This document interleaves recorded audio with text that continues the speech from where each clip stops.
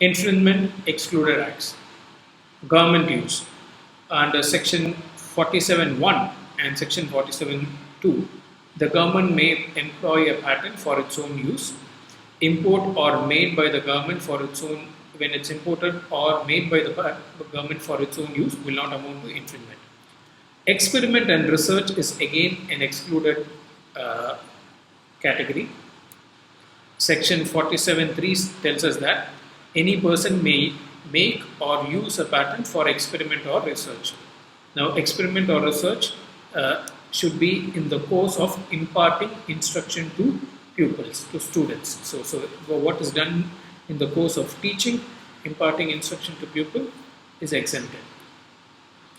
This may be read along with 107 capital A small a, which talks about Bolar exemption, which are largely acts done by before something is submitted for an approval. There are acts which can be done before things are submitted for a regulatory approval. So those are the acts which are covered under section 107A. Import of a medicine or a drug under section 47(4) is also exempted. The government may import a medicine or a drug for its own use, distribution in any dispensary, hospital, or any other medical institution. Now, patents used in a foreign vessel are again exempted. The use of an invention shall not amount to infringement if it is used in the body of a vessel or on board, in the construction or working of a vessel. It covers vessel, it covers aircrafts, it also covers land vehicles. Provisions, it covers vessels, it covers aircrafts, and also land vehicles. Section 49 is not only for vessels, it also covers aircrafts and land vehicles. A provision works on the principle of reciprocity. So wherever the country, we are talking about foreign vessels and aircrafts and land vehicles. So if the Indian vehicles are not hauled up for infringement in those countries, we will also not haul up for infringement in our country. So it works on the principle of reciprocity. Then we have the defenses under 107. In 107, any of the acts grounds under section 64 would be used as a defense for in an infringement suit. Or essentially, in an infringement suit, you can raise invalidity as a defense and seek revocation of the patent under section 64. Once you seek revocation, effectively the patent ceases to have any effect.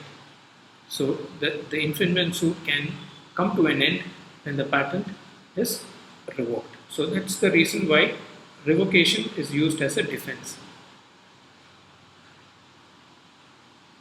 We have covered this. Use of a patent in accordance to section 47 can also be raised as a defense. Bolar exemption is another act which does not amount to infringement. Okay, submission of sample to regulatory authority without intention to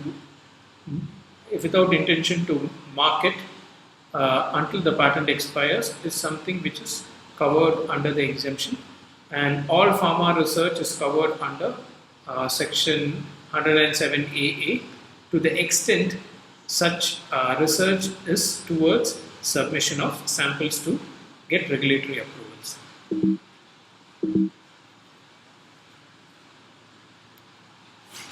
Okay, 107AB deals with parallel importation. Parallel importation is based on the principle of international exhaustion of patent rights. Patent goods sold by a patentee in one market, and that patented good is imported into another market.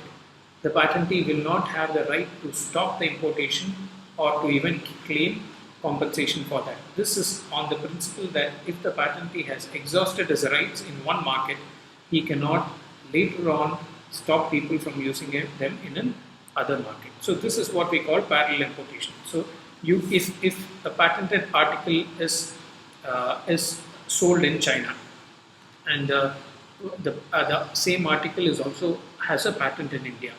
If you buy it from a lawful channel in China, you can bring it to India and you could use it. It will not amount to infringement because the patentee has already exhausted his right in China. You are just bringing it here and using it, and lawful compensation has already reached the patent.